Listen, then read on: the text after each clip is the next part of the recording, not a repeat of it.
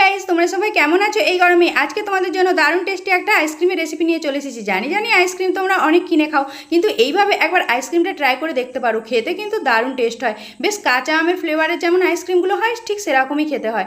তার জন্য পালস লজেসগুলোকে আমি একটু থেতো থেতো করে নিয়েছি। দেখো, তারপরে আমি জলের মধ্যে দিয়ে দিলাম, এদিকে গ্যাসটা জেলে দিয়েছি। তারপরে এর মধ্যে আমি পরিমাণ মতো চিনি দিয়ে দিলাম আর বিট লবণ দিয়ে দেবো। তার সাথে দিয়ে দেবো এখানে লেবুর রস। লেবুর রসটা একটু ছাঁকনিতে ছেঁকে দিলাম, নাহলে দানাগুলো মুখে পড়লে ভালো লাগবে না খেতে। তারপরে ফুটিয়ে নেবো 5 মিনিট মতো। 5 মিনিট ফুটিয়ে নিলেই দেখবে লজেসগুলো সব কিন্তু গলে গেছে একদম। তারপরে ভালো করে ঠান্ডা করে নিতে হবে নাবিয়ে। এবার ঠান্ডা করে নেবার পরে আমি এখানে আইসক্রিম মোল্ড নিয়ে নিয়েছি। আইসক্রিম মোল্ডের মধ্যে দিয়ে দিলাম যে জুসটা বাকি ছিল। এটা কিন্তু খেয়ে দেখলাম দারুণ টেস্ট হয়েছিল। তারপরে দেখো, ফ্রিজ থেকে সারা রাত রেখে আমি বার করে নিচ্ছি দুপুরবেলা আইসক্রিমগুলো খাবো বলে। ওহ, দেখতেও যত লোভনীয় হয়েছে যতটা, আর খেতেও কিন্তু দারুণ টেস্ট হয়েছিল। আর দেখলাম আমি তার আগে আমার ছেলে কখন বার করে ফ্রিজ থেকে খেয়েও নিয়েছে আইসক্রিম। ভালো লাগলে ভিডিওতে